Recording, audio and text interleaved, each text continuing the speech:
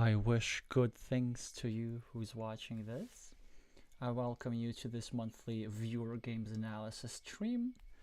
A stream where we look at 3 games that y'all guys have sent me and hopefully learn something about Carcassonne in the process. And today we're going to do 3 games as usual, but this time in a slightly reversed order, sort of, kind of. We're going to start with the most complex game first, and then, well, and then it depends. So all the 3 games are pretty high level. Our protagonist is going to be, of course, the viewer that sent the game to us. In this case, it is the viewer with a screen name Pyro from Japan. And our antagonist is a really strong player from China with a screen name Self-Evident. And well, Pyro sent this game to me asking, no, could have done something different. Well, let's see. I'm not going to show you the outcome of these games just yet, but we're going to dive into it. Hi, Helga. If you're watching this, do make yourselves known in the chat. So we have standard moves at the start, and then Self-Evident just starts a new field, which is pretty interesting. So now as Pyro, you have 2 options. So I'd probably go over here, simply start a new city. Especially when your opponent draws an early farmer like this, it's always nice to still have some equity to punish them. I don't know, we could draw a straight line like this, another straight line like this. Actually, you're only 4 tiles away from boxing this meeple in completely, so it's not unheard of. Hi Glavir, hi Elias. There is an alternative case to be made. For example, you could go over here, and in case your opponent draws something like a triangle with a curve, then you're already pre-connecting to their city. But because of this early farmer, I, prefer a move like this. Let's see what you did here. Okay, you did the safer route. Now he gets more cities. Now, of course, you have to clean another city cap at the 40. You can't leave it just open just like that. Your opponent gets more stuff, and you, of course, continue your road and clean off another city cap. I prefer the 4 points here instead of a farmer, because, there's still places where you can drop the second farmer. Your opponent goes over here, and now they drop a second farmer, and, well, they should. So it's a good move on their part. And it kind of starts looking formidable, because this farmer is pretty big. It already has 4 cities on it. But until it has 6 cities, I mean, your opponent still, needs to show that this was worth the investment. And a move that I would consider here, I would consider 2 moves. So placing this tile up top like this, kind of restricting this field a little bit, or placing it at the bottom. I just like continuing my own city, really, because even though it makes it slightly more vulnerable, I mean, two points are 2 points. Because the issue of doing something like this, there are also some scenarios. Let's say if your road gets blocked at the 26, well, then it kind of nicely boxes their field. They can have 2 12-point fields on each side and score a lot of points with each meeple. So you go for the field restriction. Again, it's a double-edged move, right? Because you are, on one hand, restricting their field. On the other hand, you are making it harder for you to enter the field in the future. Because let's say if the field stays open, you can always start a new city, like finish with a city cap, drop another farmer, something like this. But I mean, it's an okay move. But even after you played this move, when you sent me the game and I looked at it the first time, I already had a very good idea how this game was going to end. And this is exactly what happened.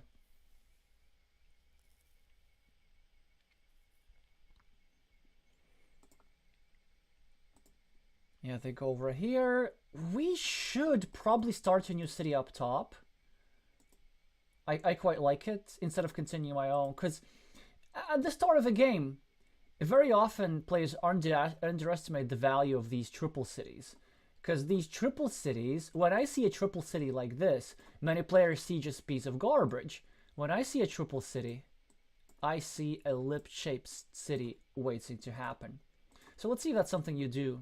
Yeah, you do. Okay, so all very good. Yeah, he continue his field. We should, I think, we can go on the 16. So it's still not clear to us what our win condition is going to be. Our opponent starting with a field is certainly a threat, but there's a field connection possibility here. When your opponent finishes the road and the city, there will be a field connection possibility here. So I would still wait to decide whether we need this field to win. So probably going here on the 16 like this has to be quite powerful. Wait, why can't I click? I don't know why. Okay, this is what you do. I mean, so far so good. Now your opponent actually should start breaking your city. Let's see if they do that. Ah, they break another city. I disagree with them. Because then I think they should have broken the top first. Then you do this. Now it's a great question. Do you meeple the field just yet? So you could. And then you could meeple the field, and then you say you're preparing to drop another farmer over here. But I'd probably still wait until I finish my city. Because then what's going to happen, your opponent's going to finish the city, and they are going to meeple the field. Which is beneficial to you, right? So it's better to be 1 versus 3 on the farm than 0 versus 2. Because the more meeples in total your opponent spends on the farm, the more flexibility you have for some potential win conditions. But one of the reasons that I would probably want to delay a farmer here is, let's say if you draw a road tile, you want to put it over here to start an attack on this square. Well, then if you do that, then you would be at the same time attacking your farmer. So let's see if you actually... Oh, yeah, you don't drop a farmer. That's very nice. And then they go over there. Now, we should probably continue our city at the bottom. Yeah, so quite natural moves. They will probably continue their road. Ah, they're doing this. They're just keeping attacking.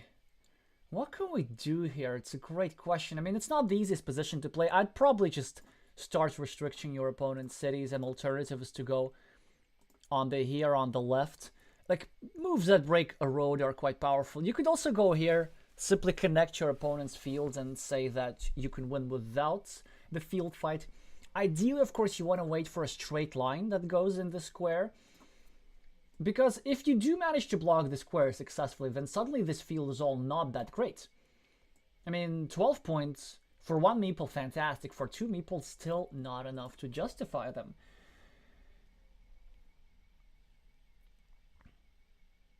Helga's saying, yeah, red can double farm 5 cities by blocking green's road. That's true, yep. Okay, so you go there immediately. Yeah, I'm not sure if that was that urgent, to be honest. Maybe I like restricting it here first. And the thing is, like, the double farm is still not...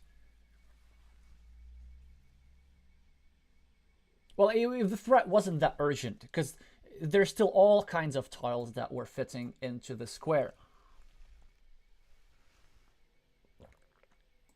Yeah, they go at the top. Now, of course, you have to save. And here, I think it's already now okay to drop a farmer. So they've already added a couple more cities into the field. And then there are a couple of attacking spots.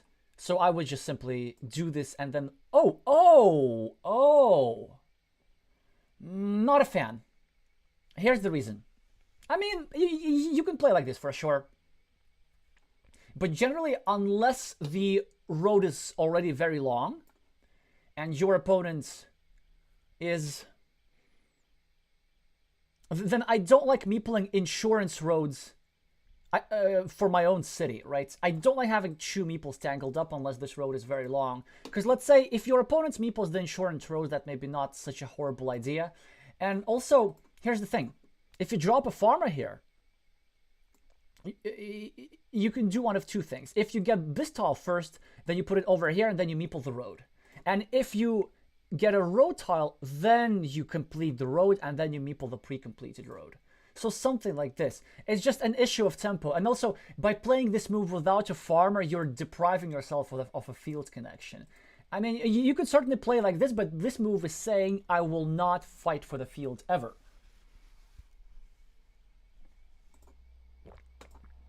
And now with this move, The field is just starting to become a little bit more valuable.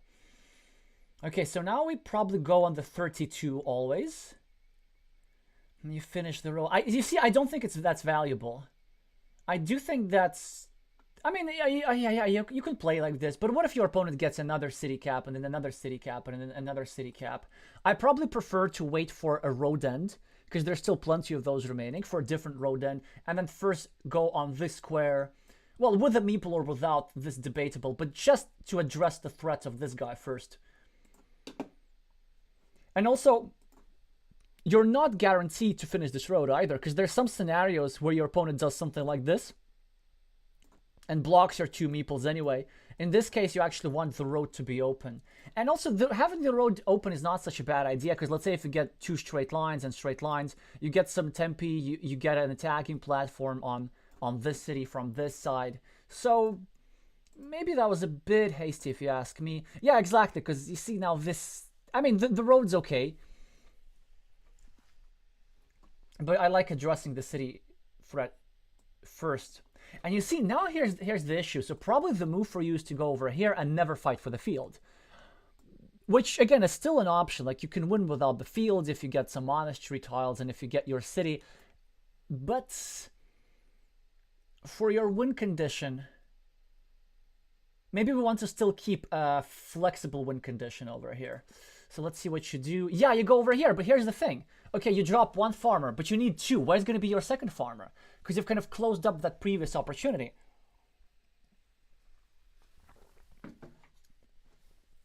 Of course, there's some scenarios how, let's say, this square gets blocked and you just stay with a nice 6-point farm there up top. But then in order for you to stay with a nice 6-point farm there up top, then this means that this square needs to get blocked, which means that this meeple gets trapped with 4 points, so that's not ideal. Well, they go over here, and they can even afford not to meeple the farm, but will they... Oh no, they do meeple the farm. So I guess for you it's okay. The only difference is that, well, this farm is much bigger, and we're back to square one in terms of the field fight. Here, quite difficult to recommend something. Probably some sort of spatial move is in order. Maybe like here to protect indirectly this square, or maybe here or here. I don't think we should be meepling a lot of new stuff soon.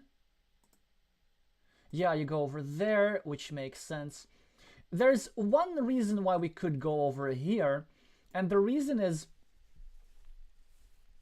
because we're at a meeple disadvantage, we might have to look into some fieldless win conditions potentially. And one of these win conditions include features elsewhere. And so if you put this tile over here, then suddenly there's a potential for a lip-shaped city. Still far-fetched, but not entirely impossible. You know, there are triangles to put into this square, there are triangles to put into this square, and then you can do this first of all without a meeple. And then if you end up really needing it, then you can risk your last meeple, your penultimate meeple, to build something like this. So that's one thing that you can do with tiles that have very little use for them. You can kind of set up certain opportunities for the future. And it's good to pre-build ruins when you're the side with a long-term meeple majority.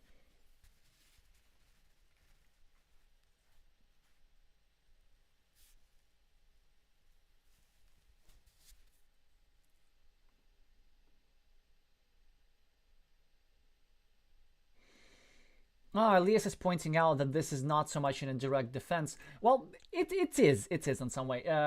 Because the idea is that if red was going to block this square... Actually, that's a very good point, Elias, yeah.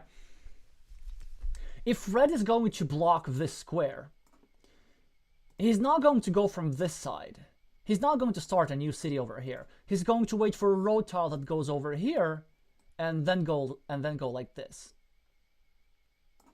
So then, even though it looks like an indirect defense for your square, what you're doing is, in fact, you're blocking a defense square, an indirect defense square for yourself in the future. So your opponent places a road, and then you actually, unless you draw the straight line straight away, you want to have something for this square. But the square will be restricted because of the move that you just played. That's a great point, Elias, actually. I didn't think about it. Yeah, you were explaining in the chat as well because of defending the square. But of course, this is like a very, very subtle moment, which contributes to your win probability overall. I don't think it was a big mistake, anything, but after what you said, Elias, I think, yeah, the move on the 23 is just a bit more unpleasant for Red to deal with.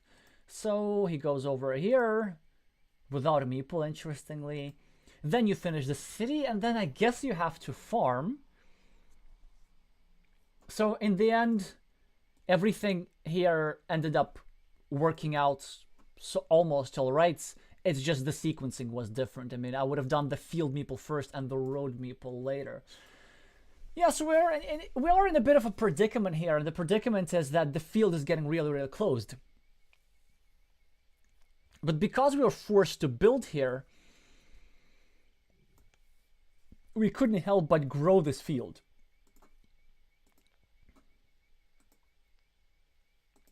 Your opponent connects, and well, actually I maybe see a couple of moves. So some moves to consider is to go over here and block one side and then try to block the other side, but it's pretty far-fetched if you ask me. I think I would just go here and start to road, honestly. Yeah, I actually really like this move. Because you can go on a road. If your opponents connect to the field, well, they're forced to continue your road or even finish your road, which is nice. And also, you are threatening to grab some sort of city cap and then restrict this square in total, block your own road, then have it tied with a 3-point meeple, and then have everything equal that way. Because an interesting development in this situation, all the 5 vanilla caps like this are out, so your opponent cannot connect through this square, only for this square. And generally it's a good idea to meeple the road through which your opponent is about to make a field connection. Let's see if you do it. Ah, you start a new city. I understand what you're doing, but not a huge fan. I mean, I understand. But you're helping your opponent too much with this move. It's actually because you will be giving not 2, you will be giving 3 monastery points to your opponent just for a chance to attack to equalize the field. And then there are many scenarios how you equalize the field and lose the game anyway. Because also you have another issue to take care of, is this meeple over here. So you still need to take off this meeple over here. Probably we can delay the field fight a little bit. So I do think that the move on the 16 is stronger. Sun Zero is asking, but he already have 1 long road. Is that a good idea to have a 2nd long road? That's a great question. Normally, normally that's not true. Normally you want to have, 1 road meeple, 1 city meeple, something like this. But in this case, you'd be needing different road tiles for different road meeples. You will be having this road for curves and crossroads if you want to finish the road, or simply for a curve, and then you leave a city cap for some sort of block, right, on this square. And then you have another road which gets to use straight lines. So you would have 2 different meeples that require 2 different tiles of different types. So in this case, I think that will be okay, especially considering that there's still 7 straight lines. You're likely to get this road meeple back pretty soon. And I really like the idea of leaving the empty city cap, because whoever scores that city creates a blocking, restrict the square further. So that's the idea behind this. By the way, imagine had you gotten this tile, that you would have already accomplished your goal. So let's see what happens next. Yeah, your opponent simply just continues his monastery, and you see what predicament you are. Now, I guess you're forced to follow through with your plan, but as a result, you're leaving another city cap open. Yeah, so actually this move accomplished nothing, because there's now an extra field connection for your opponent to use. And also you can't, it's just very hard to play, given that you are at the meeple disadvantage. You're simply just not prepared to equalize all the fields. And actually there's some arguments to be made that possibly when we draw the city cap, we can even delay the completion of the city until we get to regular city cap that does not create a second connection. Maybe we can even drop this tile on the 28. I mean, I guess that you need to proceed with your plan. And normally what you should do in Carcassonne, you have a plan for a sequence of moves and then you proceed with this. But just this plan that I had, that you started overall, that's something that I'd be critical about. And then if you had a road over here, then you would have already had extra 4 points, and then the city cap would be open to go over here and then block this square in its entirety, and then you would be like winning slightly on mini battles. Well, your opponent connects you into the field. And now, interesting situation here. So, it's very difficult to recommend something. There are 34 tiles remaining, and part of me almost wants to gamble. Okay, it's a double city cap, so it's not that great. But with a single city cap, I would even be considering going over here and placing my last field meeple, trying to win this field outright, sort of. But the question is, giving your opponent's monastery, I mean, maybe even winning the field is not enough. So here, I guess you just take 4 points, as you should. And then you can use this field connection later. Okay, luckily for you, your opponent gets that tile, so you should probably just dump it. Yeah, that makes sense. Then you have to finish the road, because this road was vulnerable. And now suddenly things are looking not that bad. Your opponent should probably score some... Whoa, interesting. So your opponent uses the city connection. And now they have +1 meeple on the field. But I guess what we could do, we could simply go over here and not even bother with 3 points, but just meeple the field, perhaps? Yeah, you know what? Maybe in this situation, I rather like it. Because there are some issues if you go over here, take 4 points, and your opponent connects like this. Then... Okay, let's say you take 4 points, and if your opponent draws a curve, then you suddenly have no entry point for your field. The situation on the scoreboard is great because you're +13. You have 5 points for the road versus 7 points for the monastery. So you're going to be at -2, which means +11, and your opponent has 8 points over here. So you go over here, you at +3. 11 minus 8 is 3. You drop a farmer. You equalize everything. 1, 2, 3, 4 green meeples versus reds. And then all is well. Your opponent, of course, is still going to finish the monastery, but then it's an entirely balanced game with 1 meeple for both sides, and you have extra 2 points.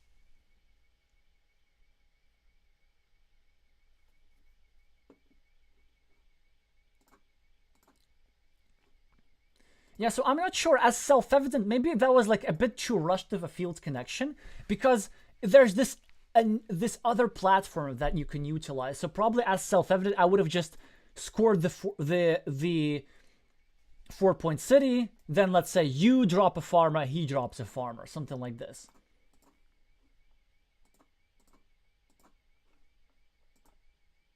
Oh, yeah, I remember you doing this. Strongly disagree with this move. Several reasons. I know that you want to get your meeple back, but this move has the value of exactly 0 points for a tile that could be worth, I mean, the field, or at least 4 points over here. And this meeple back is not really worth much because your opponent has the chance to get a meeple back. And in fact, you're helping the side with the meeple disadvantage to build up the monastery. So imagine you get this, your opponent draws a curve, gets a meeple back, and then also closes down the field.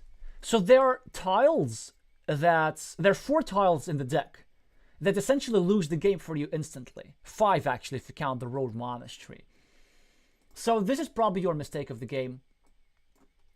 I mean, so far all the moves that you played were reasonable. Again, critical of this plan. But still, this plan ended up sorting work out because your opponent bit the bait and your opponent actually dropped a farmer. But here, I'd say definitely drop a farmer, or, you know, take 4 points or something.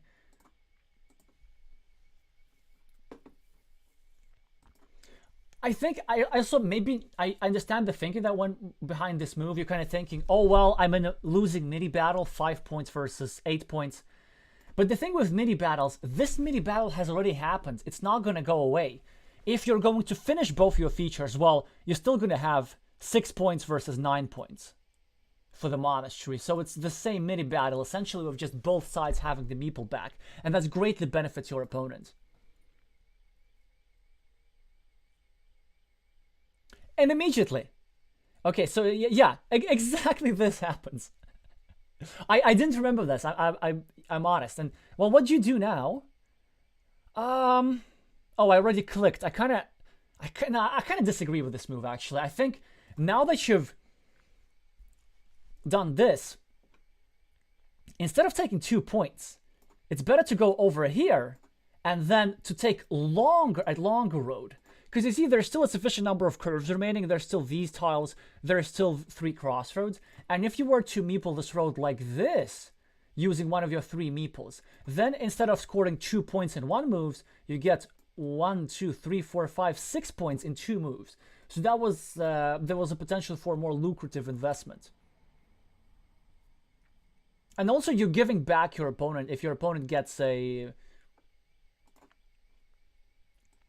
tile that goes like this, then your opponent scores a longer road than you.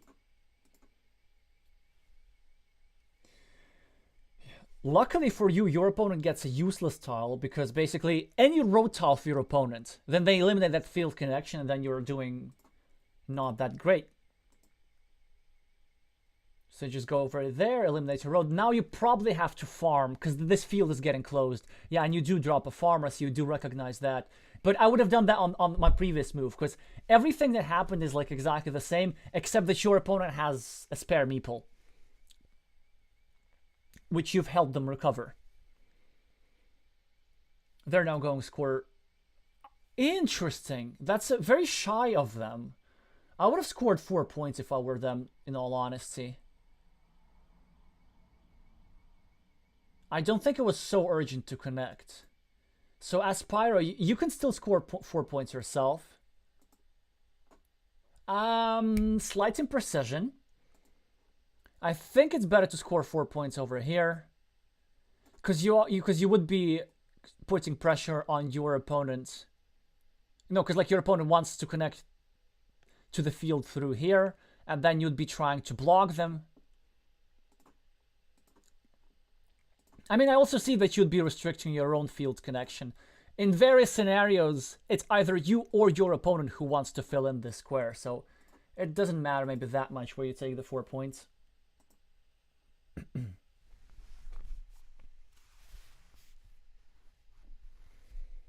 Oh, they're gonna block you now. Oh, that's interesting. So they drop a farmer. If I were them, I would have probably simply gone over here and blocked your field connection and started to block a field connection again. So they decide to really gamble. I mean, it's not like that big of a gamble, but there are some scenarios how they do get blocked. So they probably recognize that they're behind at this point. They're not behind by like super much, by 8 points or so. And they're saying that if they win the field, well, then they just win the game. You meeple a monastery, which I rather like, because possibly you now have some fieldless win conditions, and there wasn't a lot what you could have done. Unfortunately, now you probably can't spend your last meeple, because you really need that final meeple to score that long road. So you probably just need to continue your monastery. That was very interesting. That was really a resourceful play from your opponent.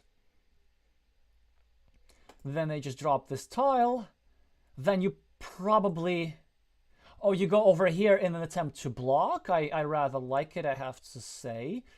They, of course, immediately get their meeple back, so they get a bit fortunate here. But you can still fight. So there are several moves that I can see for you, even though your position's really not great. I guess you could just connect into the field. An alternative is to place this tile over here and or over here and create a field connection for the future. But probably just going over here is fine. And then later... Oh yeah, I really like this move that you played. Yeah. There are also some scenarios, if you get this long road and then if you get something else nice, some sort of quick points, you can win without the field. Because let's say you have the same meeple count, you have +9. And let's say this is going to be 9, 18. And if you meeple this road, 1, 2, 3, 4, 5, 6, 7, 8, 9, 10, it's going to be 29.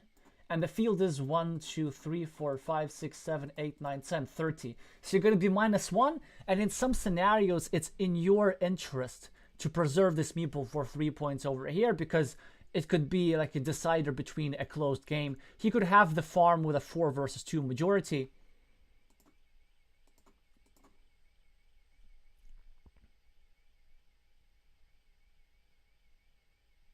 Whereas, you know,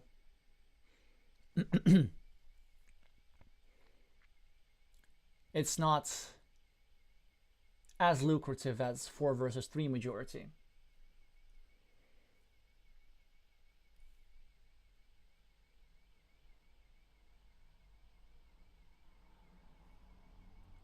Sandiro saying, no, that field is already connected with red. Unfortunately, I don't see which exactly field you're referring to.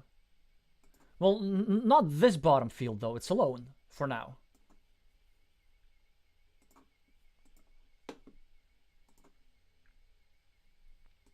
Now, of course, self-evidence tries to eliminate the fields connection. Very difficult to recommend something for there. Maybe just continue the monastery. Yeah, I like it for you. Your opponent goes over here to eliminate some sort of other field connection. Then you meeple the road. Yes, and you can actually win without a farm, perhaps. Even though it's going to be tough. You see, your opponent's making all these spatial moves to make it difficult for you to connect into the field. It's so interesting how you're up so much on the scoreboard and it just doesn't matter that much. You know what you could do? Actually, let's see. So, +19 and 8. That's +27. You know what's your possible win condition if you just meeple this road? There's still 3 road ends remaining. And there's still this tile over here. So you would have 5 tiles that give you a meeple back. Essentially, you would be having like several points for 5 points for free. The only issue, of course, is that your opponent can draw one of those bad boys and score 3 points over here. But probably your win condition is now fieldless. Your opponent will also have to spend a move on connecting you to the field. But I think really at this point you should be trying to hope to accumulate more points, because connecting an extra field connection will be hard. Speaking of field connections, there's still one of those. If you draw one of those, you could drop a farmer over here and connect through a curve. There's a problem that there's this splitter, road splitter over here. That can still be put like this to prevent that. But yeah, I really believe a fieldless win condition is the way to go. Yeah, I think maybe it's an opportunity missed. And especially now, because you see now self-evident is going to score that road. You would have taken that road away from him.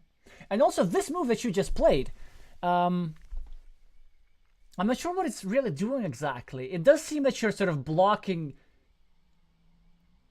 starting to block this guy, sort of starting to preserve your 3 points. But it's not worth so many moves. And I think actually you want to keep that flexible. You want to say, hey, I'm going 4 points, but if you bring me in, then I'm going to re-attack the field. Because especially when the monastery in the road is still in the game, that's always an opportunity. So yeah, I think maybe that was your missed win condition to score, to take a road over here. Because immediately your opponent gets this road.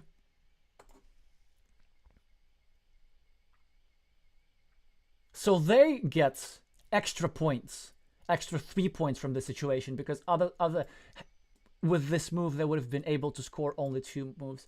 Well, of course you get probably 3 points over here, although I really have serious doubts whether 3 points are that important anymore. So for example, without this move,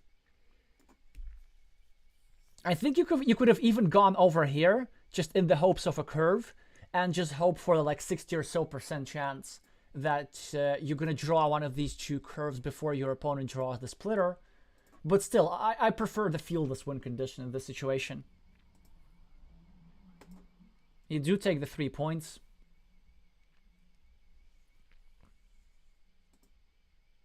Yeah, they do bring you into the field with tempo. But now at least, if you want, you can attack the field. So there's always will be that road monastery option, right? So we probably should need preserve the meeple. How we're doing 4 points? We're at only plus 14, plus 22. The field is 1, 2, 3, 4, 5, 6, 7, 8, 9, 10. It's 30 points. So we're at minus 8. It's really not that great. There's some other alternatives. We could meeple this ruin over here, actually. I rather like it at 6 points. So we're going to be at minus 2. And then we have 3 tiles that give us a meeple back almost immediately. Your opponent doesn't have any point scoring opportunities. Well, except for maybe this curve plus this road over here. Well, plus this curve over here. Yeah, it is actually quite unpleasant, so they can chip away. But maybe meepling this ruin is already a suitable way to continue. It's either meepling this ruin or creating some sort of field connection options. Let's see what you do here. Ah, you miscounted the tiles. That was the issue, okay. Exactly, they do that road thing. So obviously you start a city that cannot be finished. And then you just go over here. Yeah, they meeple the ruin. Then you get your meeple back.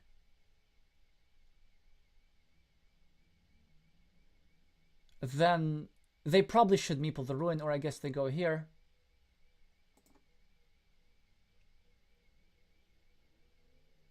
Yep, and now it's 0 points for you.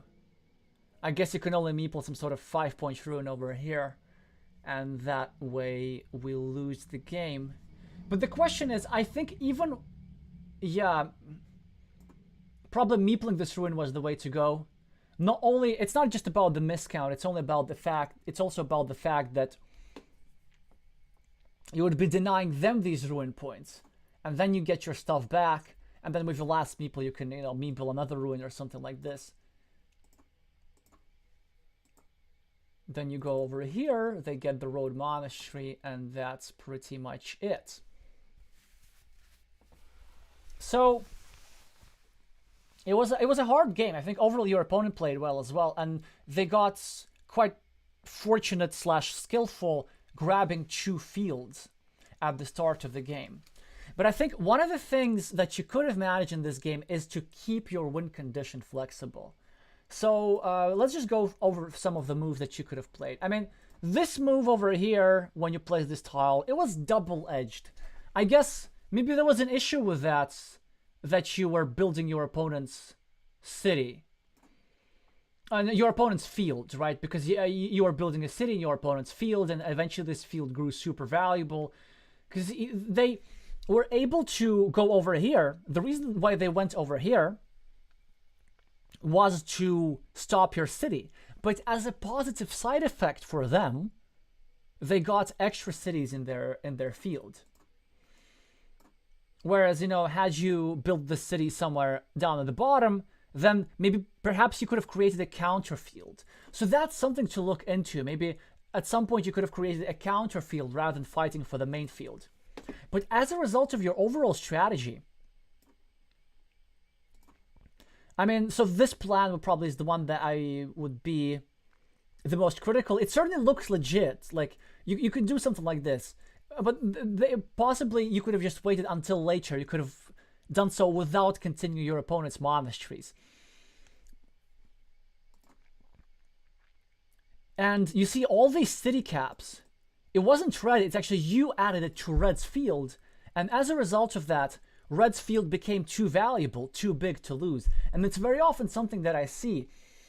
When your opponent meeples a field, there are 2 ways to win the game. One is to equalize or win that field outright, or second is to ignore the field and build something else. And ideally you want to keep your win condition flexible, because depending on what kind of tiles you get, you can follow these different paths. But you sort of committed yourself to a field maybe slightly bit too early. Still, overall, it was a decent attempt, and then you did manage to get into the field quite well. I guess my main criticism would be with this move over here. This should have been your farmer, not the one on the next move. In fact, you got a little bit fortunate that your opponent didn't punish you. Then your opponent recognized that they were behind, and they did this really, really creative, actually like this last meeple farmer, knowing that there's 6 connecting tiles and 2 separating tiles only, so they took the chances, they took this gamble, and they connected into the field. And this field was very closed, and it was actually very hard for you to reconnect. And at this point, you should have realized that. Or I think you did realize that, because you went 4 points. You started meepling them, obviously, which is great. And then we were in a position that, as a result of your opponent's field connection, this long road option appeared. So it puts us in the following situation. If your opponent meeples that road, if they first win the coin flip, then probably your only option is the field. But if they don't meeple that road, then we can go for points, and have a fieldless win condition. And maybe at the end, possibly maybe gave up a little bit too soon. You did have some really good options over here. So one, I think the move that probably would have won you the game is meepling this road over here for 5 points. That's something to think about. As a result, your opponent got some quick points. Another move to think about at the end was meepling this road over here. Oh, this city thingy over here. And then your opponent would now have gotten to the ruin. Given the small point difference, it does seem to me that at the end, had you managed one of these point scoring moves, it would actually have sufficed to overcome your opponent's field.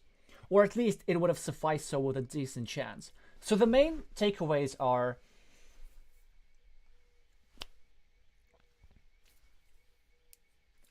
try to be flexible with your field condition.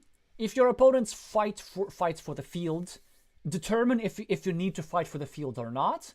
If not, don't. If you do, then try to be efficient about it and quick about it. And then suddenly do recognize how win conditions can switch throughout the game. So once your opponent took over the field, their lead was insurmountable. But because their field takeover created the option for this super, super long road, this is what changed the whole situation. Now suddenly the fieldless win condition becomes possible again. So overall, fascinating game. I thought, again, maybe some just minor imprecision on your part, and just try to be aware of those shifting win conditions. Hopefully that makes sense. We're gonna go to our next game. The next game, it's actually due to time zones, because obviously our first viewer is Japanese. Now, so Japanese is UTC +9, I think. And then our second viewer is from Hong Kong, so that's like UTC +8. And our third viewer is from, well, you see from where? That's UTC +2. So, the next game was sent to us by the viewer with the screen name Helik from Hong Kong. He's actually on the Hong Kong national team. Against the French player with the screen name Boylem. I don't think they're a viewer to our channel, so they're just going to be the antagonist. But they're rated above 500, so they're a decent player, obviously. It seems like it's an arena game, but you know, it doesn't matter what game it is. We're going to learn something.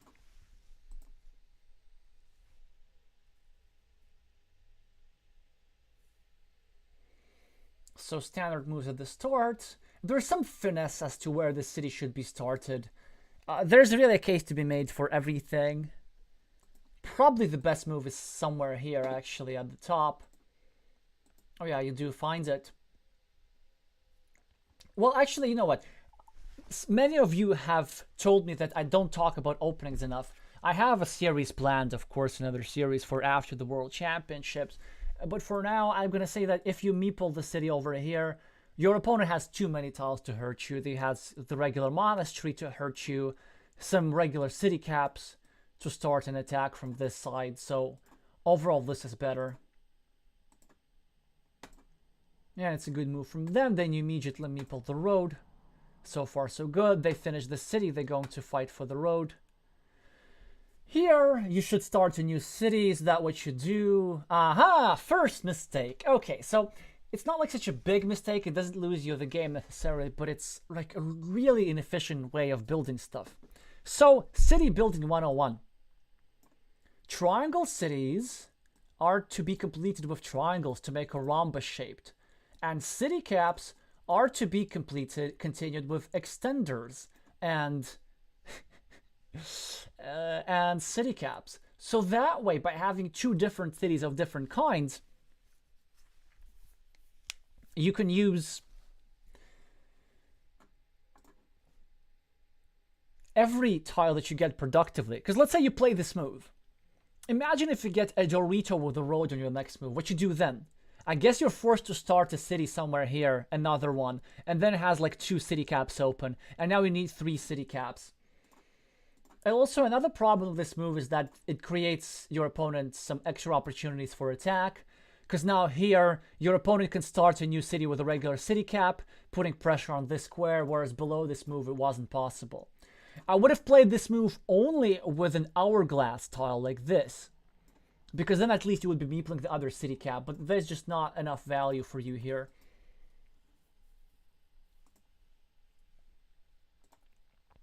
Exactly, they go over here, and voila, you get a tile, which would have been perfect for your city, but now you can't use it there, so you're forced to simply start a new city over here.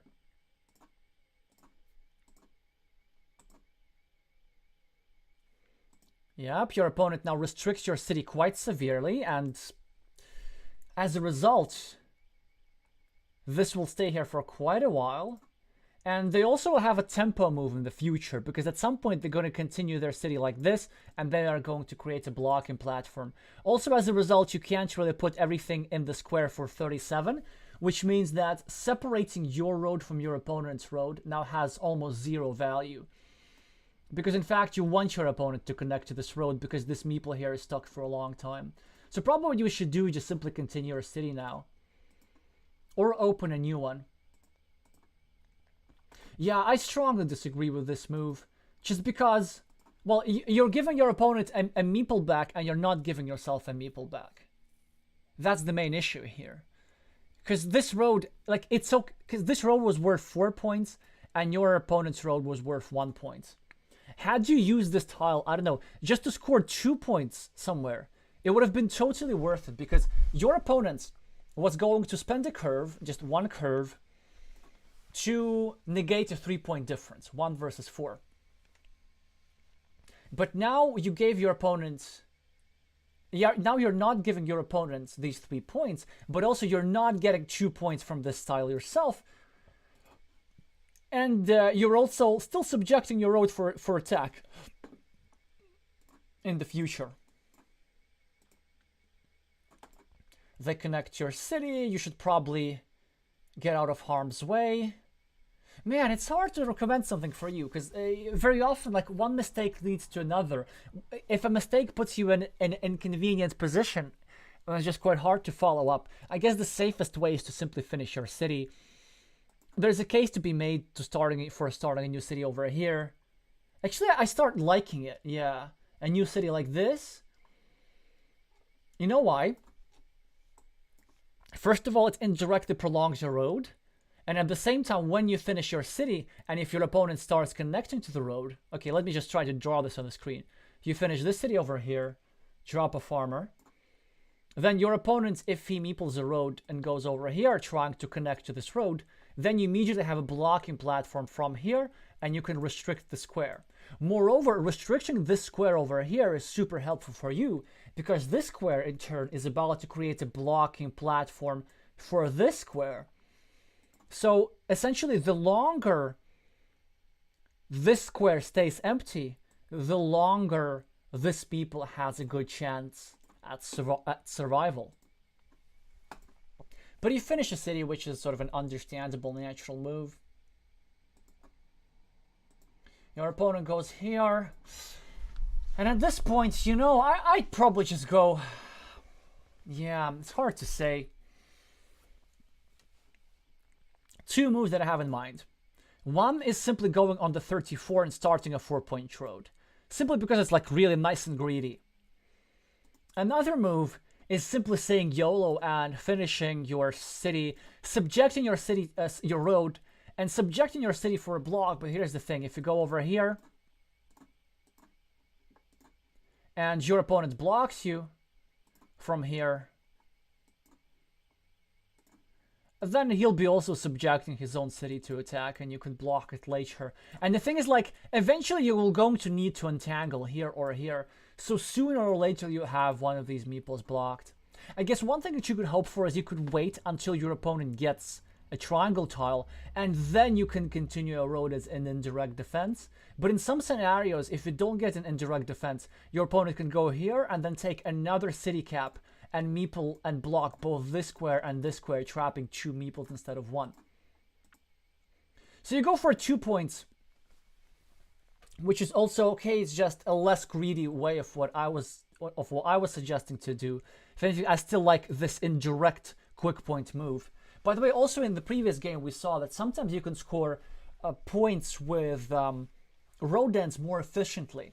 Instead of taking 2 points immediately, you can take 4 points in 2 moves in this case. But in the previous game, there was a way for you to score, for our protagonist Pyro to score 6 points with 2 moves. But these things are not obvious to spot. Even the 2019 world champion Marian Korkan has gotten himself into a difficult position against the Japanese player Should in their World Team Carcassonne online championship match in round 2, I think, when by overlooking this opportunity, he took 3 quick points instead of indirect quick points that could have gotten himself into a better meeple position and better position on the scoreboard. You would just need to look through my past streams. So go watch Japan versus Romania, and you'll see that opening situation close to the start of the stream, and then you'll know what I'm talking about. Now they continue. I mean, well, do we just get a meeple back now and then we take 2 points? That's understandable. I can't blame you.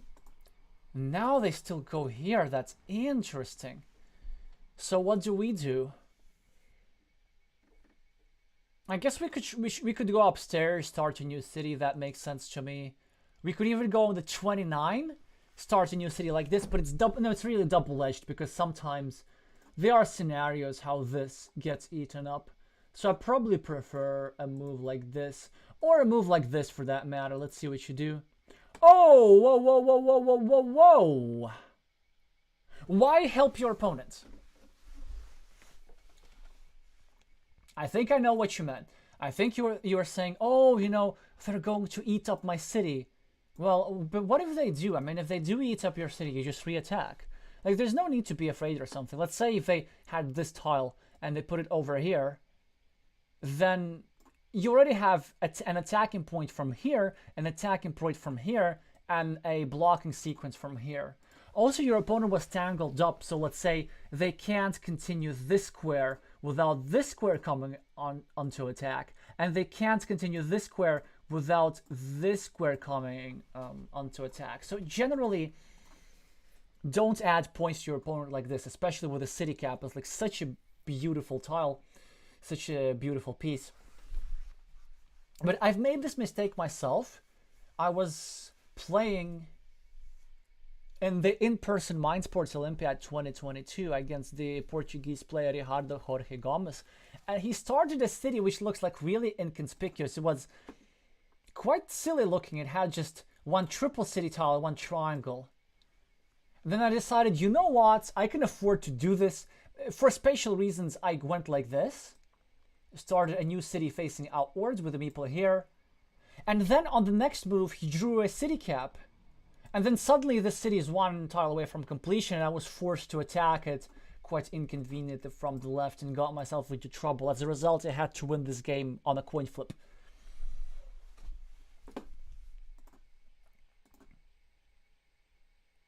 Okay, now Now you can fight for the city if you want.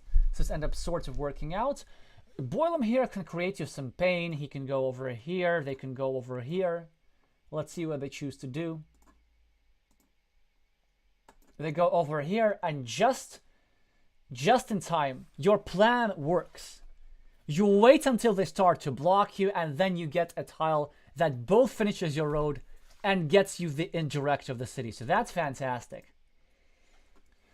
Unfortunately, you can't meeple this monastery because it's still blockable in one move. If your opponent blocks the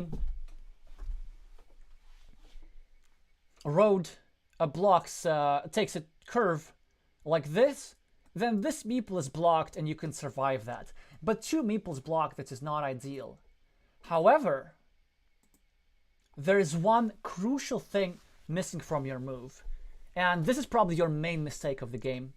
Even though there were some opening imprecisions, and that's okay. Like, you can still survive after opening imprecisions, and opening play can be pretty complex to play the single most optimal move ever, and you know, it's something that I'm yet to talk about my channel in the future. But in terms of field play, there is no way how you can leave this move without a field meeple. You know why? First of all, yeah.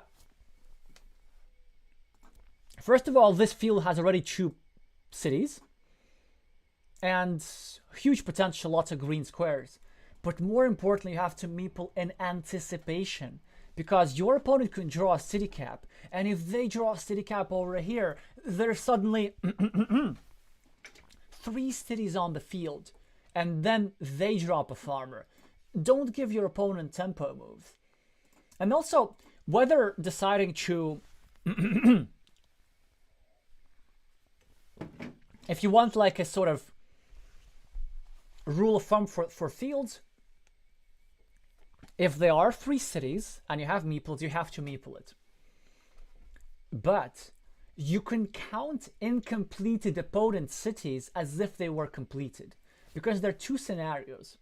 Either your opponent completes the city and there are now 3 cities on the field, which is enough to justify it, or your opponent does not complete the city, in which case you're winning with a 6-point farm versus a 3-point city mini battle. And given that your opponent has 2 of those, this farm is an absolute must. And in fact, I remember how the game progressed further.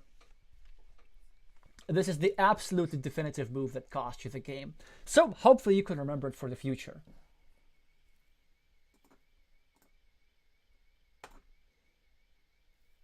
So Red plays a suboptimal move. I mean, this move is okay, but Red has to always meeple this monastery. You continue blocking, which I like. I also like the fact that not only this is a blocking threat if you get a straight road over here, I'm sure you saw that if you get a straight road over here, then that's an indirect defense to your city. So that's a really nice move from you.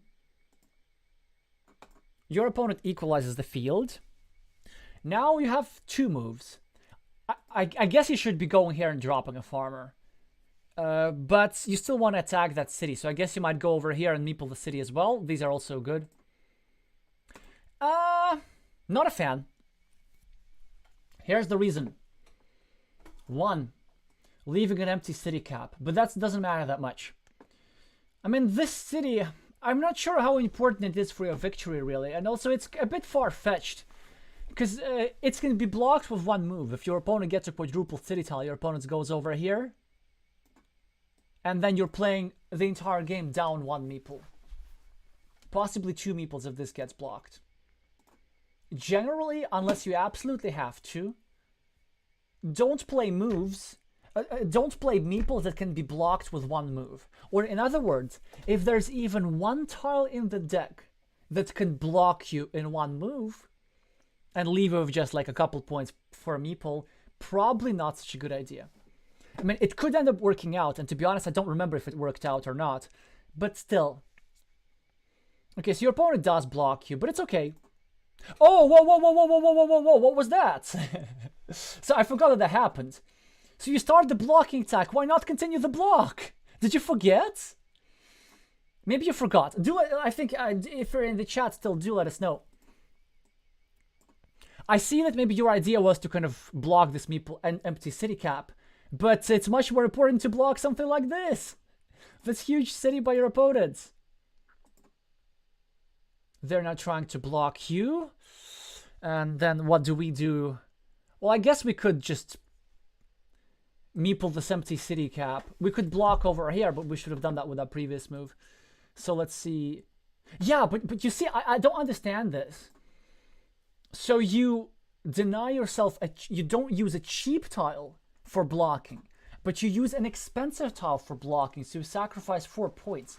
And the probability is still the same. So if you block with a straight line, there was a starting tile remaining. And if you block with this, well, there's one of these bad boys remaining.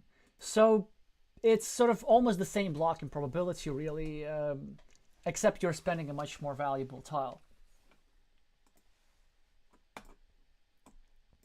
Boilem here gets a couple of points.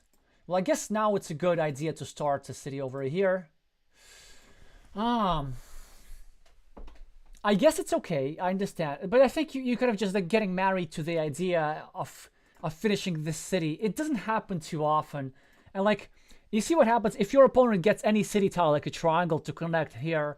Essentially what has happened is just wasting a city cap. Now,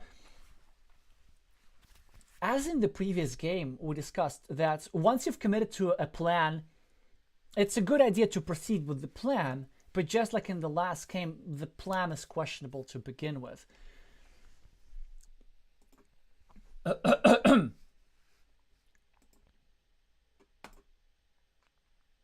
So well, that's great. Your opponent keeps wasting monasteries, so it's very nice. Now you have a nice looking road over here, which you can meeple. But I doubt the importance thereof. I mean, the road is good. But if your opponent gets a curve, then your opponent can place it over here, and with one move threaten both this square and this square. So that's not ideal. An alternative is to go over here, which I probably like, and finally start putting pressure on this square. You go for the greed, which, I mean, I always empathize with. Yeah, exactly. So your opponent starts blocking. Now you can't do an indirect defense, and actually it's not much of an indirect defense. It barely takes away any tiles, and obviously you can't do that because your opponent's going to block here. So probably for you,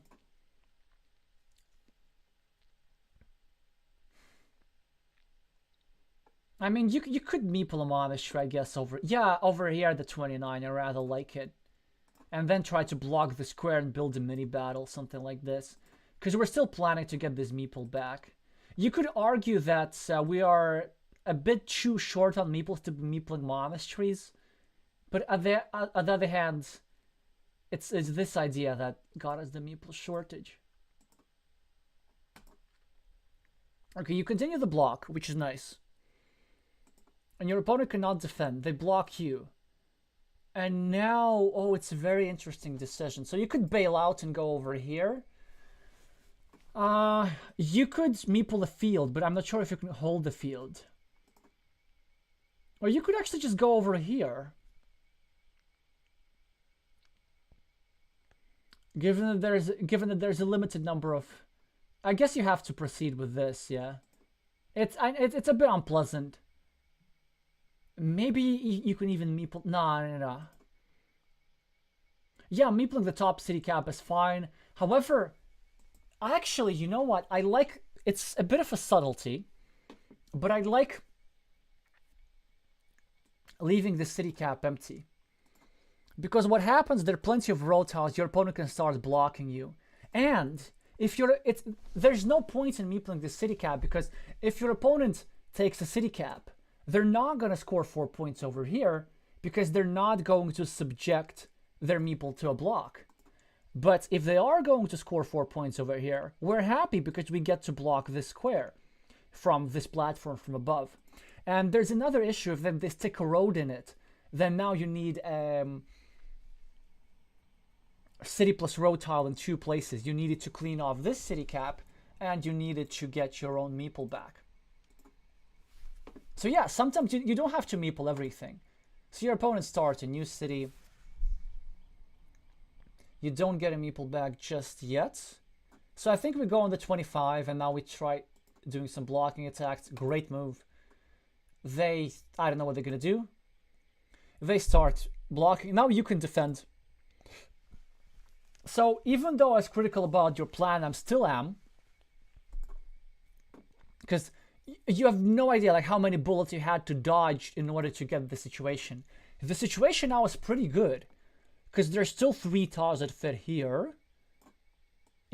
Excluding the divider. And 3 tiles that fit here. So that gives us something like a 65-ish to 70% chance of finishing this city. Yeah, 70% chance or so. It's great.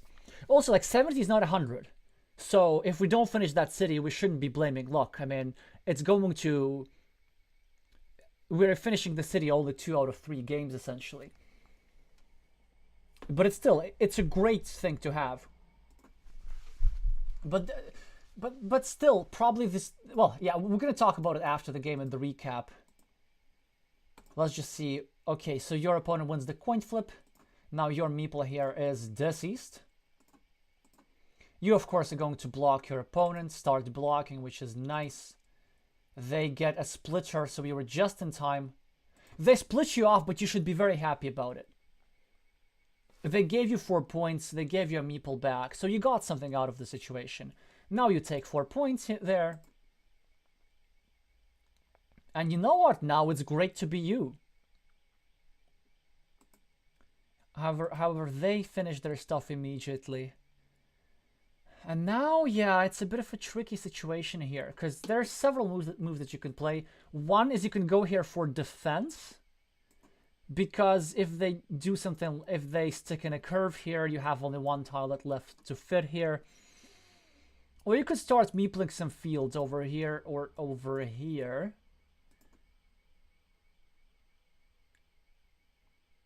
Yeah, let's see what you do. I like the indirect defense here. Well done. Of course, just as fate would have it, on the very next move, you draw the 1 tile that would have gotten you a meeple back. But given the kind of tile that are remaining, this move here was not a mistake. It's not about the outcome. It was actually a rather good move. Although it puts us in a slightly tricky situation because essentially we're hoping to draw one of our 4 tiles before your opponent draws one of his 4 tiles. On the other hand, if your opponent draws something like this and they put it over here, we can immediately get a triangle and put it over here and equalize this whole situation. Your opponent has a block city and you have a block city. I mean, overall the position's pretty equal, except that this farmer is better than this blocked road. So it's a slight advantage for red in this position.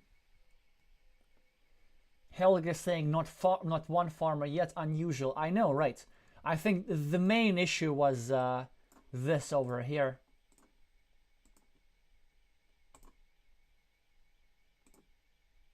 Okay, this has to be a big mistake. Starting in your city, no problem. But why start your city in a vulnerable spot? Because your opponent can put something over here and make it hard over here. Why don't you start a city facing to the left? Or like this? Or like this in one of the many safe places on this map? Do let us know. Maybe that was a maybe it was like a misclick or something. But if you're going to start a new city, just do it safely. Yeah, now of course you do this. Now they start to block you, as they should. And you get the 1 city tile that saves you. Up top. That's perfect for you. Do we meeple the field here? That's a good question. Maybe not yet. Yeah, maybe we can wait. And then, if your opponent draws something like a monastery and places it over here, then we meeple the big field for insurance.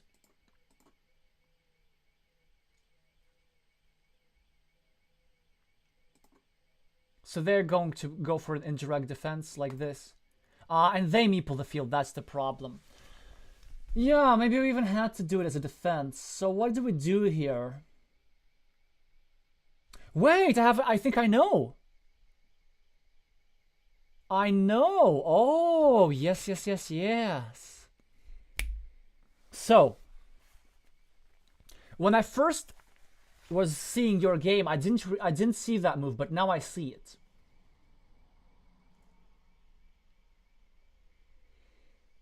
Do you have any suggestions in the chat? I see one normal move and one, I think, really strong move. Try to find both. At least try to find the really strong one.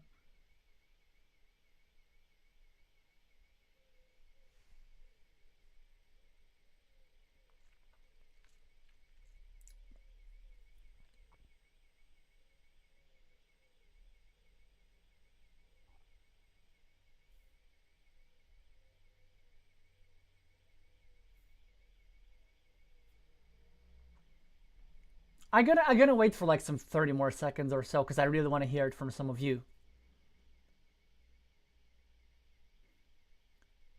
I guess the question is, how could we hurt Red City meeple?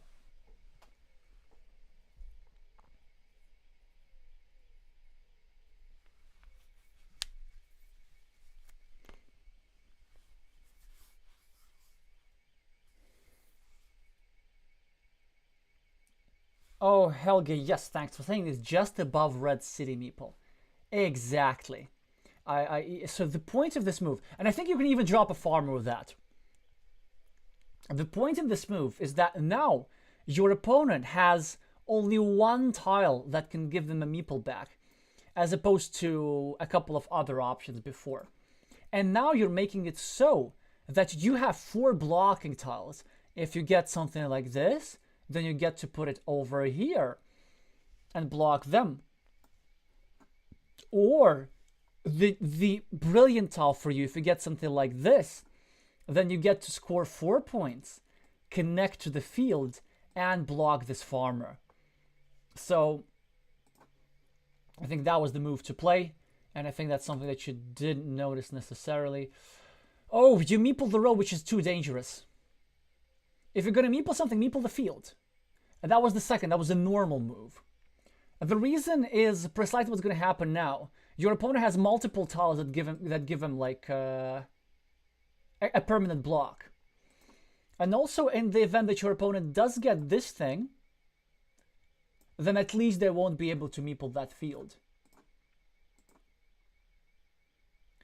But inexplicably to me, your opponent makes a big mistake. They should be blocking your road immediately. So you dodge the bullet here, you get to continue your city. And now, because we never meepled that field, your opponent drops a farmer, and with that probably wins the game. It will be so excruciatingly hard to come back.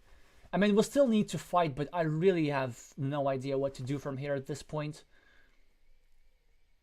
Of course, you could say that your opponent was fortunate to win the coin flip, but we also won a couple of coin flips, so...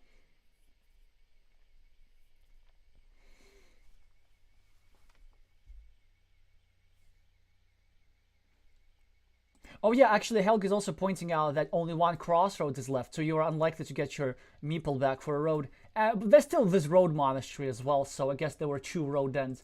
But still, of course, better to score the farm rather than the 5-point road. And most importantly, gotta deny your farm these opportunities. Let's see what you do. You go here, creating some sort of field connection option, which I like. Your opponent scores... Ah, there's also this road end as well, okay. You do miraculously get your meeple back, which you probably should at this point. Now let's see what you do.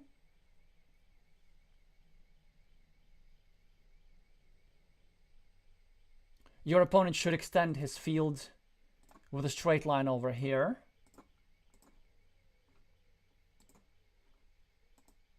And they do just that. At this point, not much stuff that I can recommend. You know, maybe, actually, you know what? Maybe we can meeple this ruin. And maybe if we get a city cap, then we can win. Let's just do a real point count real quick. So now it is 32-32, so equal on the scoreboard. We are -1 in this city mini battle, -1 in this city mini battle, so it's -2, and we have 3 and 3, so it's +6, so it's +4. But your opponent has 9, 9, 9. All those farmers, and these farms look almost impenetrable. So your opponent has, we're now at -23. I mean, we should still try. But let's see what you do here. Probably just Meeple or Ruin, to be honest. Ah, okay, you must have miscounted, right? You must have thought that there was a city splitter remaining, like this. If that was the case, I don't blame you. I mean, then this would have been a good idea to connect. Again, something that could have been avoided in the first place had you meepled the field before when you had the chances to do so. Yeah, your opponent now blocks you, which is really beautiful move from them. And at this point, probably doesn't matter. Yeah, you can just meeple the city, I guess. And we're going to see it out. Oh, your opponent unifies the farms, which is quite nice for them. And then you, yeah. Oh, just to add insult to injury, they get extra 6 field points for this field and for this field on their last move. That, of course, something very nice for them. Let's see in a second what the final score was.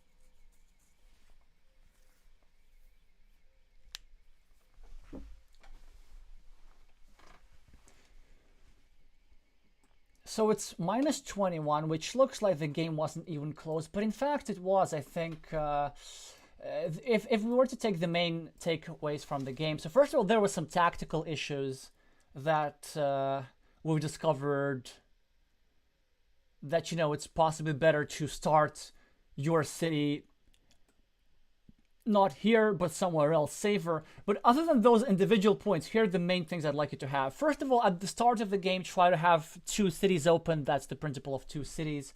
That these rhombus-shaped cities are better continued as rhombus-shaped cities. Then the second thing was about meepling fields.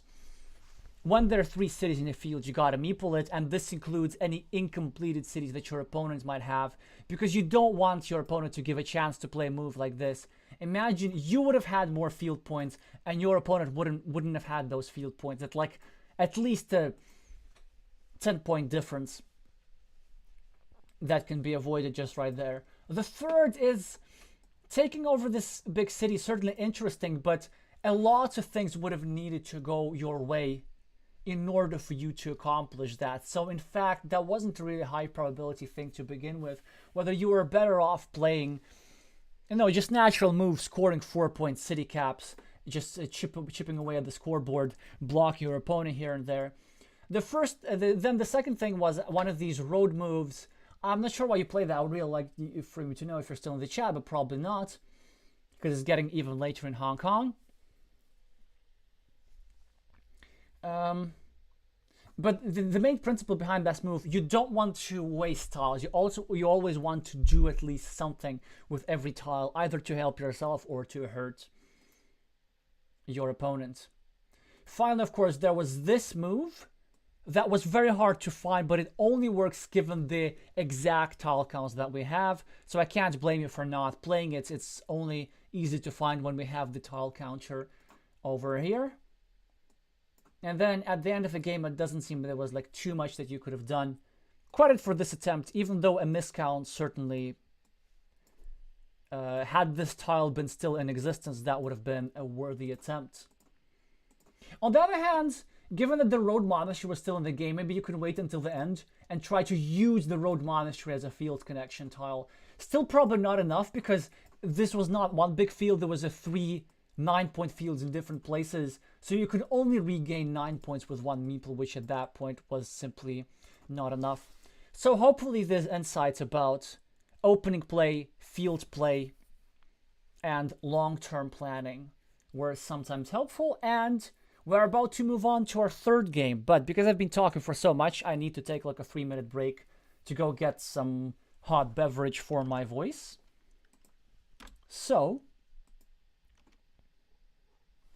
I'm going to see you in like 3 minutes. See y'all soon, very soon.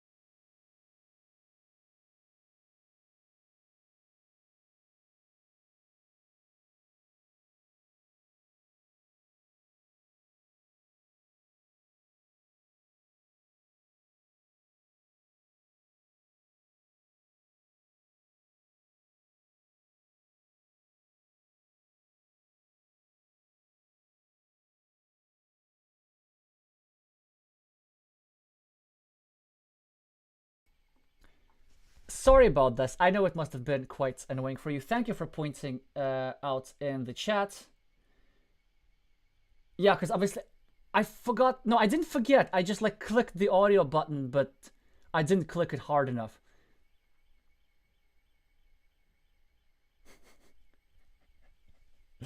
Alrighty, so just to sum up it really quick, this move is okay, but not a huge fan. I think it's better to wait for a triangle and do something like this. But with the road meeple, it makes this move much, much better. And now a series of natural moves happened. We don't need to go too much into detail. Wait, is the sound now? I'm paranoid now.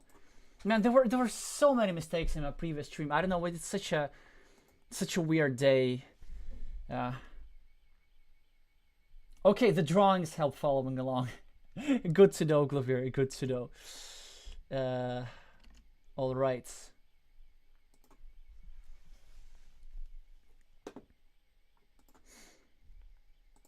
Yeah, then I quite like the 2 points over here. And the main point is that actually now it's okay to safely block the square because we're in a winning mini battle. 4 versus 3. So I'm liking the opening. What? Oh, okay, it's our opponent. That's good. That's so helpful when your opponent helps you, don't you think? It's so lovely from them. It's just, oh, so nice. It's not a good move, I think. I know they're trying to block the square, but no.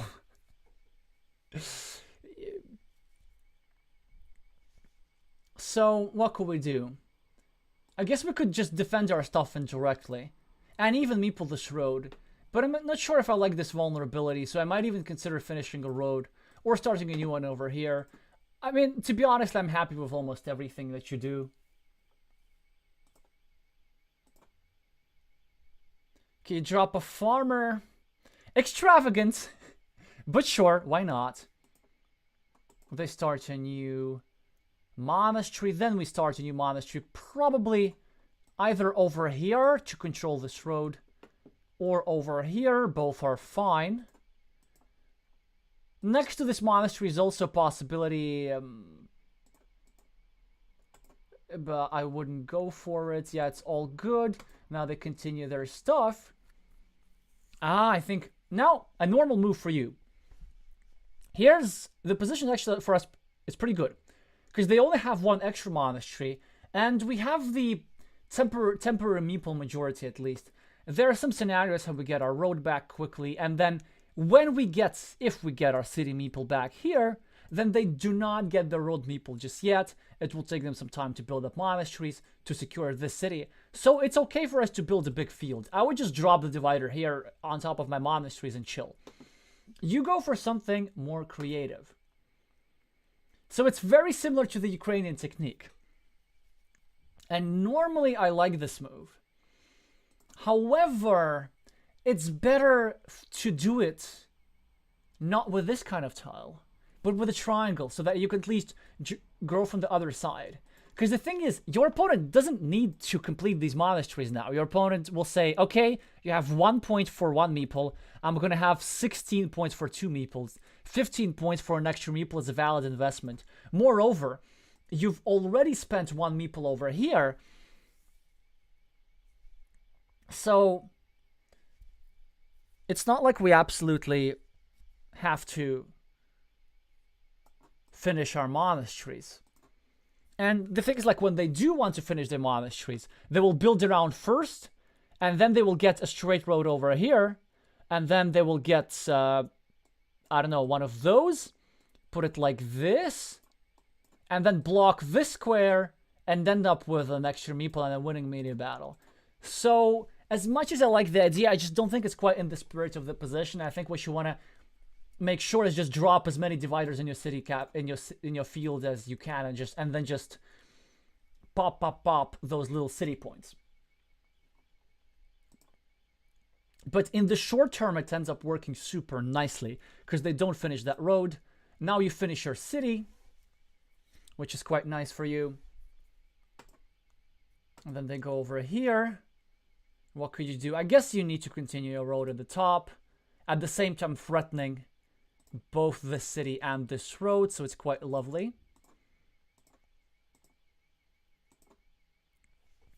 Yeah, this is a bit of a negative consequence of your previous move, because you were leaving the city cap open not in your field, which of course, I mean, it's indirect in your field, but it's still not a given that that all this stuff is going to be unified. At least for now, you have monastery field and city over here for a total of 11 points. So your 3 meeples here are scoring less than these 2 monastery meeples here. Well, not less, but the same. But you get a great tile, make a very good move, equalizing the road. Yeah, now it's something super interesting. Now I kind of agree with you here. I don't think we're in a hurry to get that meeple back. Because, okay, we have a meeple for 1 point, but we have a meeple advantage for now, so we can do something about it. So I do like what you play over here with this road tile like this, securing our road connection, also threatening some nasty blocks over here. He gets the splitter, but it's okay for you. You start a new city. He continues that city. Now we're probably not in a hurry to finish our city. We can go over here. This... Yeah, I don't think we're in a big... Well, we could consider just bailing out and getting our meeple back, actually. Just for the sake of growing this field. Well, we could also go over here, which I really like. Just trying to block more of your opponent's meeples. And this is what you do, okay? It's a good move. Oh, another farm. I don't know about that. I mean, it's 0 points. It does seem to me that here you're playing too widely. Because you end up having 2 small fields instead of having 1 large field with extra control. You're also dropping some free city caps, which of course is not that bad. But then you no longer have a meeple advantage. And when your opponent finishes the city, you no longer have an advantage on the scoreboard. So, probably this whole idea, maybe, it's not like any individual move is a problem, but the sequence of dropping a farmer and then dropping a divider elsewhere and then another city cap elsewhere, I think it's something that's just trying to spread yourself a little bit too thin.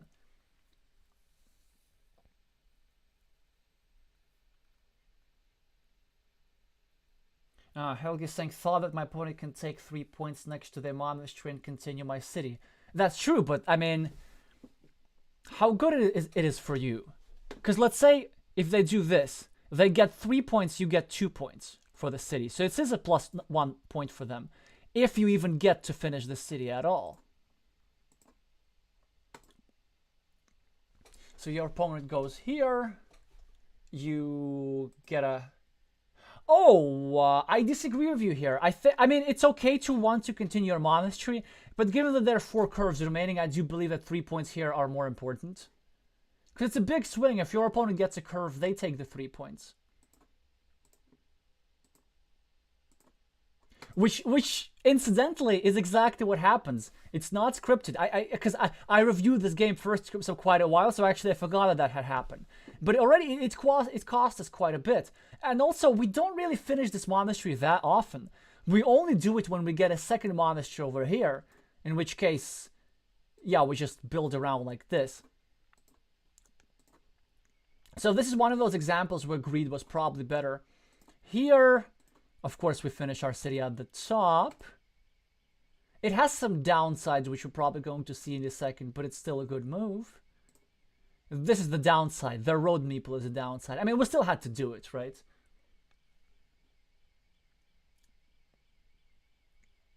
We're just continuing our own city. Our opponent finishes the city. And then again, big dilemma. I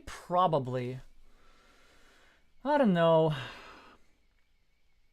Yeah, this is the time where I would bail out and do this. Because your opponent still hasn't finished these monasteries technically, and having these 2 fields unified, that would be a big deal. Also, if you're going to play this move, it gives you 3 points, meeple back immediately, 3 points for the city, 3 points for the field. So 9 points for the meeple back. Surely this cannot be a mistake. Because this meeple has already done its job. It, first of all, delayed these monasteries. Already has delayed. It took away valuable curve toss from your opponent. Look at all these curves. Your opponent was not able to take 3 points over here. Now it's kind of time to simply secure the field. Because each one of these 2 small fields is attackable. You want to make one big one which is not that easily attackable. But you start a city here, which makes sense. But your opponent immediately does this. Now, one of the issues that I have with this move, again, is spreading yourself too thin. So you're not finishing your city. You're not doing something in your field. So this field meeple is still yet to justify itself. And also there's another issue is that these meeples of your opponent were tangled up. So it actually wasn't that urgent to block them. In the words of the 2016 world champion Vladimir Kovalev, if you need to block in 2 places, sometimes it's better to block nowhere. And the idea is that if you do something like this, then your opponent is now free to finish his road. Because before that, if you were to finish this road, this would have been vulnerable, but you kind of made this square a little bit less vulnerable.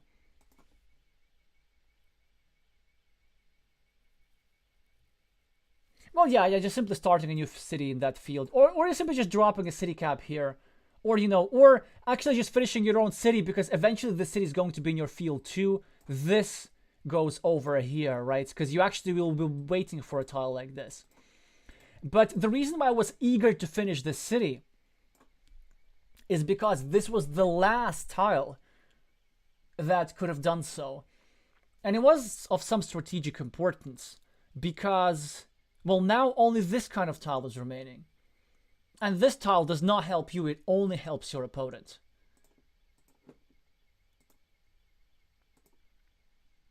So he goes over here. Oh, you do. Wait, you go over here. Can we have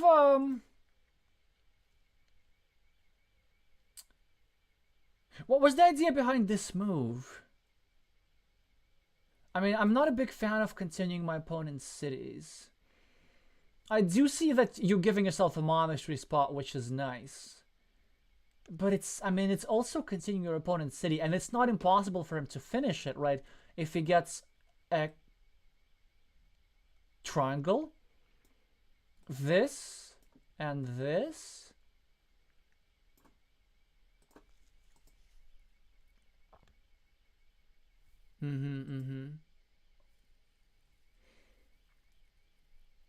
Yeah, or maybe it's like a little bit early to break. I would first probably wait until my opponent does something more and then start breaking its city. Also, here's the thing. We can break this city differently because eventually one of us will draw this tile. And both of us wants to put this tile in this place, right? If we get this tile, we score 3 points, and then we get some sort of straight line and block this square differently. We can even, in some scenarios, draw a city cap, finish the city, then grab a straight line, place it over here, and pre-block this square, hoping for, drawing one of these guys. So something like this. And of course, well, there's also the outright block with something like this, right? Because all the 3 daggers like that are out. If we go over here, there's nothing that fits into this square. So it's not something that we necessarily need to do.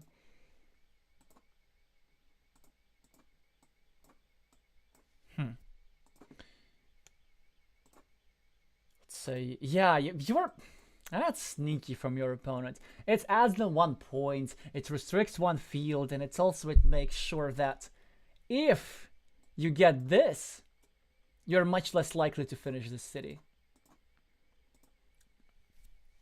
There are some scenarios where your opponent gets a triangle and then equalizes your city as well and also finishes his monasteries and scores these 3 points. Sorry. Wait. Oh, that was you. I keep losing track. I understand why your opponent would do it, but why did you do it?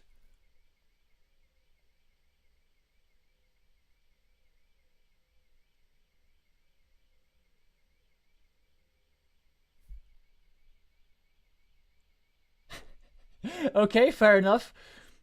I mean, I see that. I guess you were trying to block the square, but is it in your interest also like you're adding a point to your opponent instead of maybe adding a point to yourself?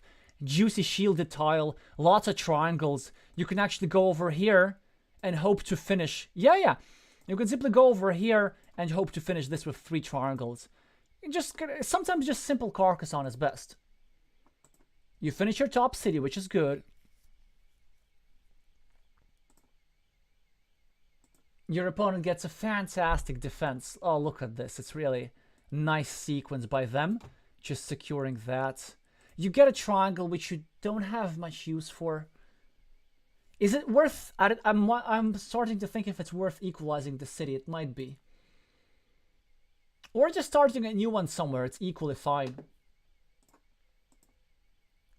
Oh, no. Oh, well, now that you've started the block, of course, we go here.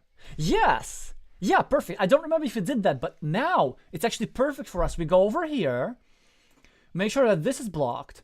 Then we get one of those, and then we unite the fields. And then we have a ruin versus monasteries.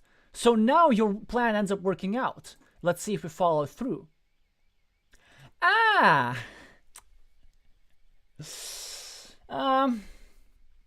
Not a fan. Because... well, your opponent can do the thing. He can just meeple the city and then connect and get his monastery meeples back. I see that you're pre-building for the self. The problem now it was time to bail out that, okay, this guy is going to be a ruin. So are these monks. Placing it over here, unifying the fields. Getting loads of ruin points.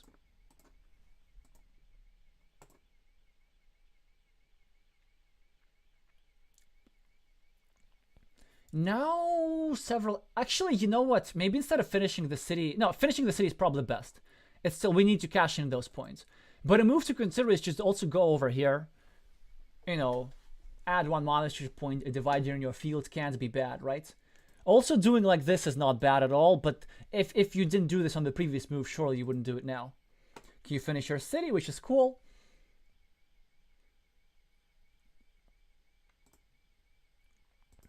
Oh yeah, okay, your opponent does this, but it's also pre-block. So it's nice that it worked out that way. It was actually a great idea that you turned the city that way, not that way. Because after this block, there was this dagger asymmetry, because you still have 2 daggers that fit here, as opposed to if you were to turn upwards after this block, you would have had no daggers. And also now the pre-block thing happened. If you're to get one of these bad boys, you go over here, score 3 points, and also block the city. Make sure that your opponent does not have any outside chances to finish it. You continue a monastery, which is great. Your opponent gives up on his own city and just takes that thing. Does not go here yet. It's something that you will be want to do. So again, now same thing. I mean, I'm going to be recommending every time. We go over here, restrict the square, right? Yeah, there we go, finally. Okay, there we go. Oof. Yeah, that's a big tile for them. But it's okay. We can still continue. I mean, we can drop a city cap in our field. What?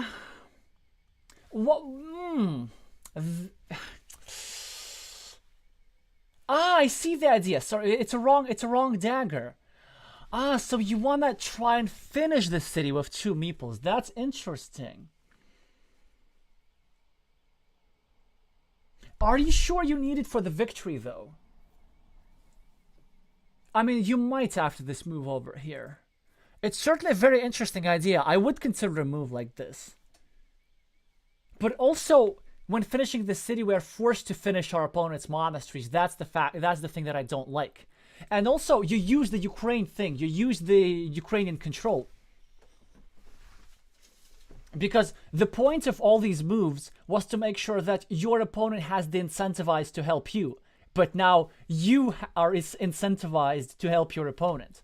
And that's the issue, I think. And also we're losing a meeple. So instead of this, just drop a city cap somewhere near your monastery. That was probably best. Your opponent gets quite fortunate in drawing their stuff immediately. And now we're forced to play with one meeple. I guess we can continue our ruin slash potentially city. Our opponent has successfully started a counter field up top. So that's great for them. Oh, sorry, I missed the wrong daggers. Yeah, so this is still not blocked. Wow, this is bad. So maybe with this move we could also have considered blocking here as well. Because now they are going to... I don't understand. Now I think they make a mistake. Why would they do that? Why would they help you? Because they also are taking away win conditions from themselves. Because now your two small fields became one big field. So if they have to fight for it at some point, they won't have to. And what if you draw this? Then you're like one tile away from finishing this city. Maybe they thought that they want to do it because for the sake of these 3 points, because you gotta do it yourself. But still, I think it was much better to go over here and just try to create some threats to force you start chasing the city around. So I think your opponent here is helping you a little bit.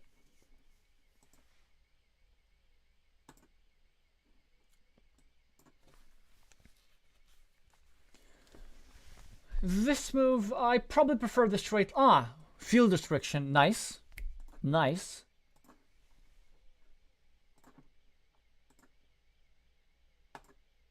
Your opponent continues his blocking attempt. You eliminate a field connection. Yeah, that's cool. What they do, they go continue the blocking. Okay, you can forget about that city. You can go to the other city. You still need to think to finish on this something. I don't know what your opponent's going to do. Probably a little inefficient blocking attempt.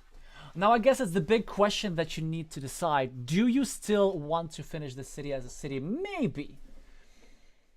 But maybe we just go over here now and try to eat up this little meeple. Certainly a move to consider. Or we could go over here and break the city partially. Let's see what you do. Yeah, you go over here, which is certainly makes sense. Your opponent gets one of the 2 tiles that you need. Just finishes his city. And now, again, you're with this ruin. It's a healthy ruin, just meeple-wise. Kind of your opponents ended up controlling you. Now you break your opponent's city. Makes sense. Your opponent keeps double breaking you just in case. Oh, here you have a strong move to go here to eliminate a field connection. Let's see if you do it. Similar idea. Okay, your opponent does something like this. Now, it's a fantastic tile for us, but let's just count the points. I know it's something that you probably did earlier. So we're at minus 17. And we have a nice city. 1, 2, 3, 4, 5, 6, 7, 8, 14. Your opponent has 16 points for the monastery, so it's minus 2. All that effort to have minus 2. Okay, 17, that's minus 19, right? We have 6 points for monastery unopposed. Well, actually, it is opposed, because it says 6 and 7 here. Okay, so it's minus 20. And then your opponent has a little city over here, which is minus 1 in comparison to this, so it's minus 19. And then your opponent has a 6-point field versus a 15-point field, so it's plus 9. So actually we're at minus 10. Helge is saying it was a very unclear situation for me as well. Yeah, makes sense. Absolutely makes sense. I mean, moves like these certainly make for great content, don't get me wrong. But it's just one of those cases where probably playing simpler is simply most effective. So, okay, if you finish this and you get 5 points in a 6-point field, you get 11. Yeah, then you're suddenly at plus 1. So you probably go here and farm, right? Yeah. So we're still down 1 meeple, but maybe we can do something about it.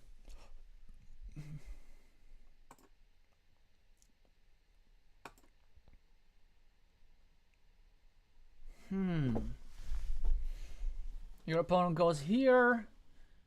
So we are now at plus 2. I think. Minus 2. Which is not that bad. And I see that there's only one city cap remaining. So first of all, at the very end,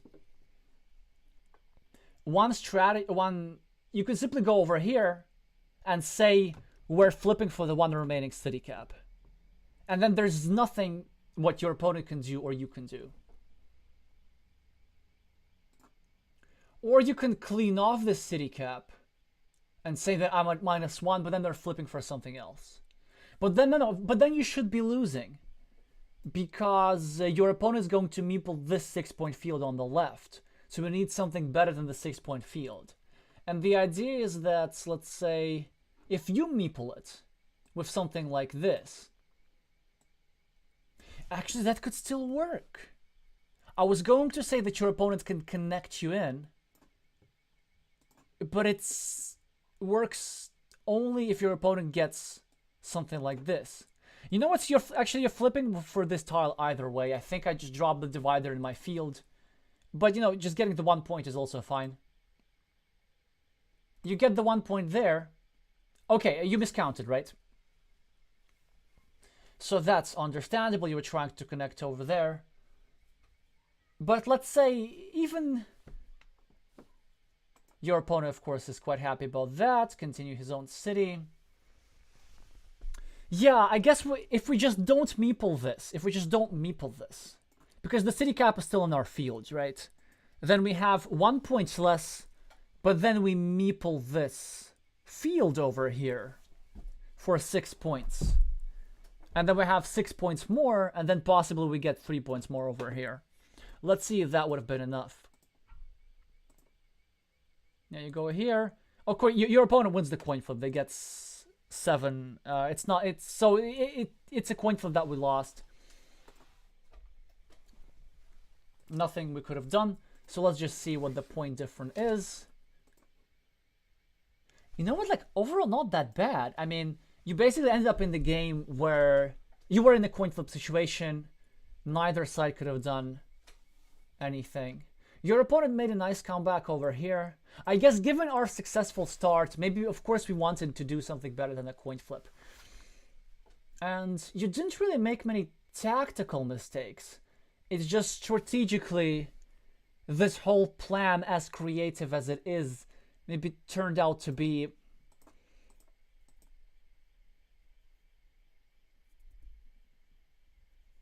not as powerful as initially we thought. And the main issue is that you ended up kind of spreading yourself very thin.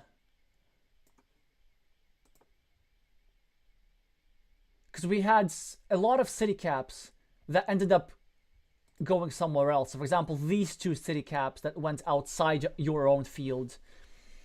And you're only going to get so many city caps in the game. I've seen this quite a lot very often. If you, I mean not you, but like if a player gets a sequence of juicy tiles at the opening, then suddenly you very often become subject to complacency, because you almost start thinking that you're going to get these tiles all the time. And so then you're very tempted to not get the maximum out of said tile. When basically it's good to play to assuming that almost every single tile that you're going to draw from now on is going to be a straight road or something like this. So possibly strategically over here. What else could have we done differently? Well, winning this coin flip would have been nice. But that thing aside...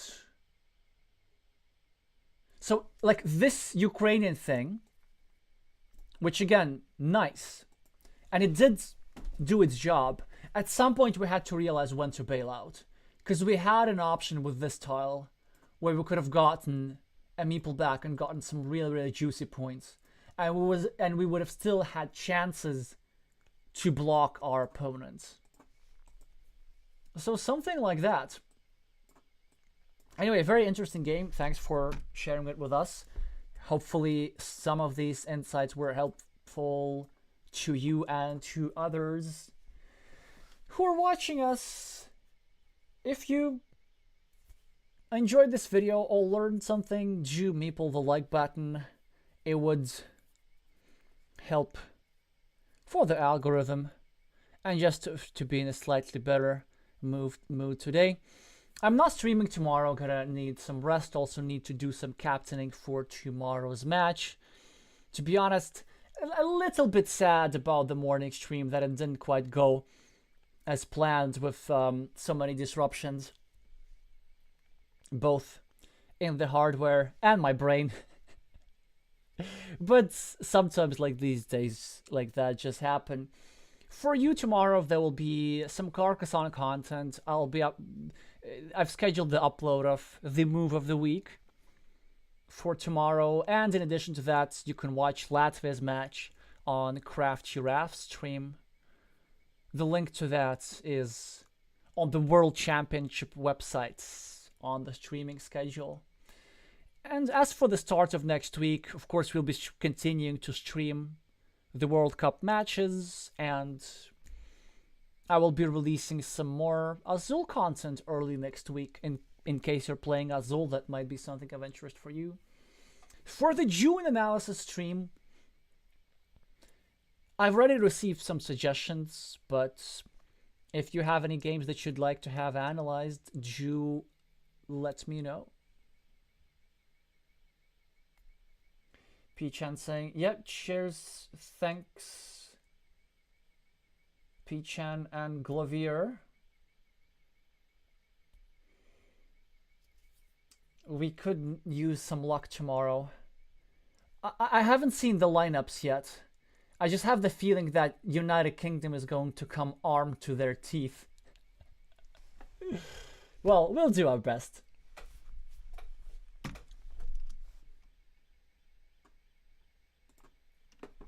Alrighty, thank you so much for watching, and I'm gonna see you soon.